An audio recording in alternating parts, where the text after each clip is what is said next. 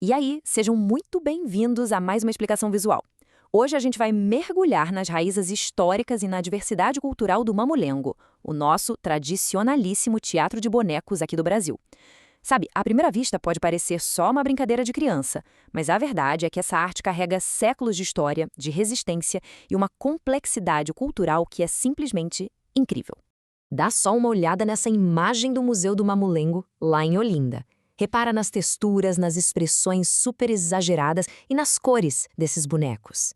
Eles representam uma forma de arte que, olha, vai muito além do simples entretenimento, viu? Cada um desses rostos de madeira carrega a voz de um povo, refletindo exatamente os tipos humanos que a gente encontra nas nossas cidades e no interior.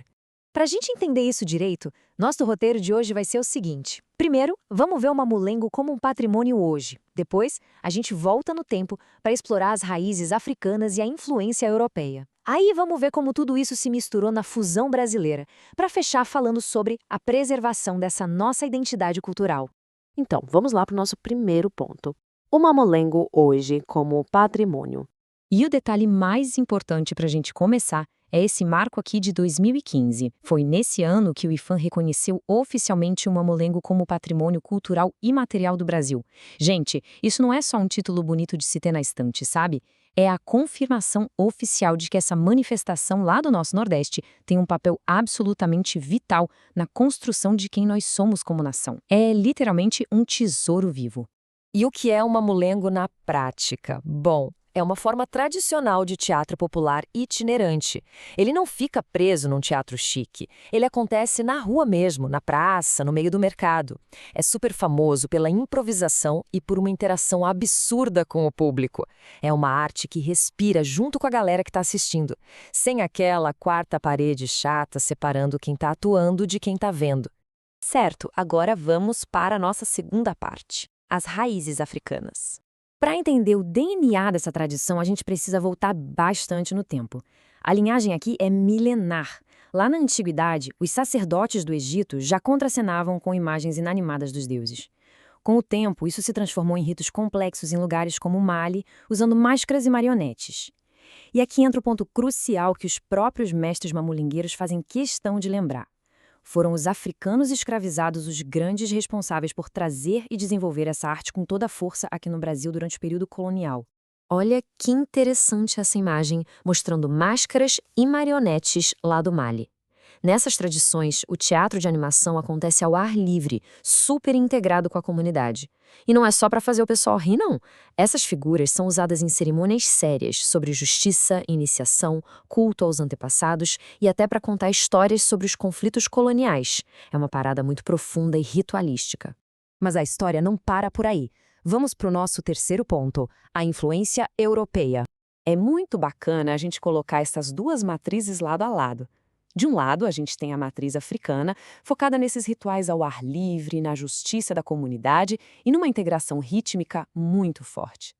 Do outro, a gente tem a matriz europeia, chegando com o teatro litúrgico medieval, com aquelas estruturas de palco que viajavam pelas cidades, a comédia de improviso italiana e, claro, um foco enorme em catequese religiosa. Essa pintura mostra bem o caos e energia das feiras medievais na Europa, que era exatamente onde esse teatro de bonecos fazia sucesso com o povo. E adivinha quem trouxe essas técnicas para cá? Os jesuítas. Eles perceberam na hora o poder que essa arte tinha e começaram a usar os bonecos como uma ferramenta pedagógica para catequizar os indígenas e os africanos escravizados no nosso período colonial. Agora, no nosso quarto ponto, a mágica acontece. Fusão brasileira e crítica social. Imagina só o que acontece quando essas duas forças gigantescas se encontram no Brasil colonial. De um lado, a encenação ao ar livre e aquele tom de resistência velada da África.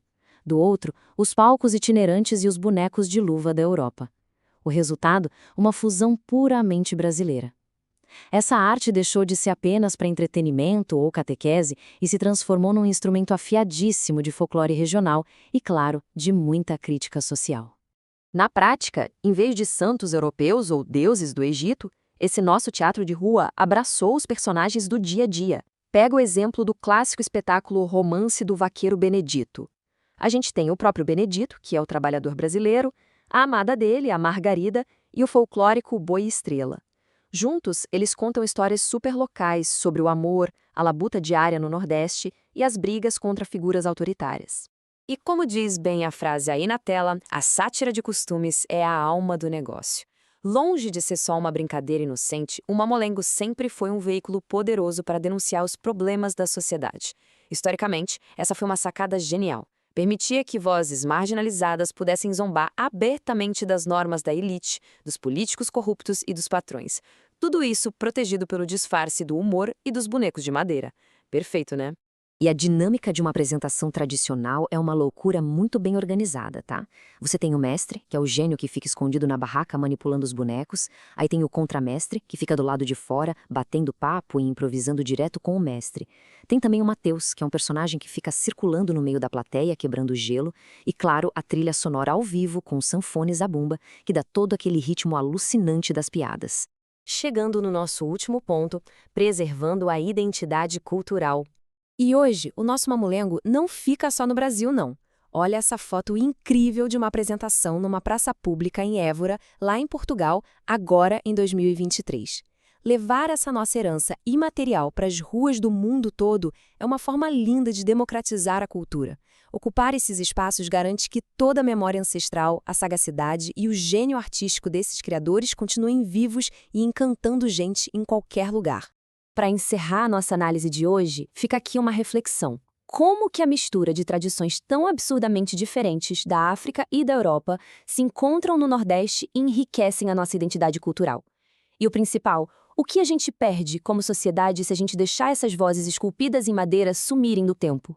Preservar os saberes do mamulengo não é só olhar para o passado, mas é garantir as cores do nosso futuro. Muito obrigado por acompanharem essa explicação visual com a gente e continuem sempre explorando nossa história. Até a próxima!